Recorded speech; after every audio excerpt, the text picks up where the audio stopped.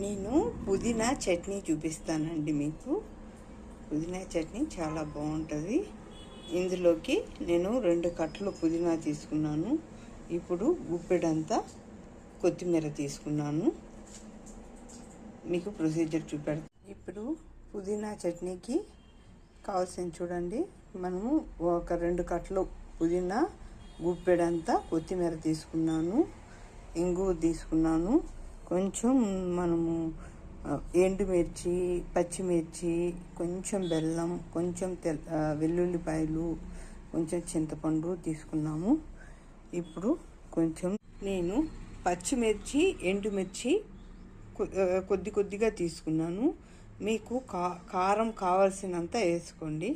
మాకు ఆ కారం సరిపోతుందని నేను 2 కట్టల పుదీనాకి ఇంతే తీసుకున్నాను. మిర్చి, పచ్చిమిర్చి, ఎండుమిర్చి వేస్తే టేస్ట్ కొంచెం బాగుంటుందని 2 తీసుకున్నాను.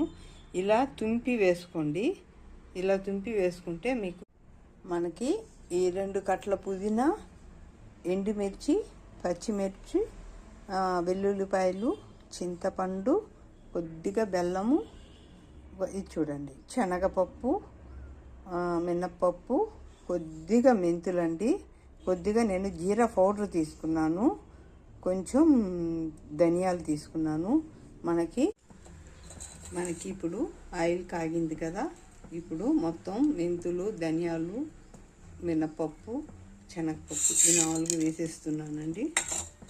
ఈ 4 వేసిన తర్వాత ఇది కొంచెం వేగనిద్దాం.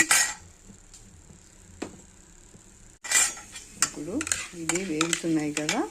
మనము ఈ మిర్చి, పచ్చిమిర్చి, బెల్లము ఇవన్నీ కూడా వేసేస్తున్నాము. కొంచెం ఇంగువ కూడా వేస్తున్నామండి.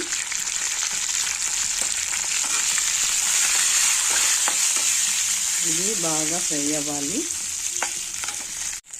ఇప్పుడు మనకి ఇవన్నీ వేగాయి కదా.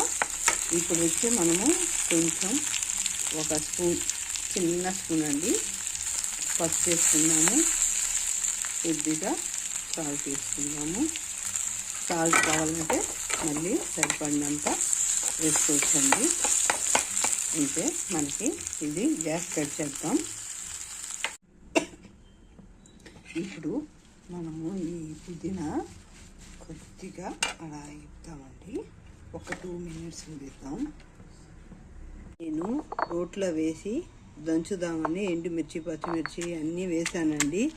ఇలా దంచుకున్న తర్వాత మీకు రెడీ బాగుంటుంది. ఇలా దంచుకుంటే చాలా బాగుంటుంది చట్నీ.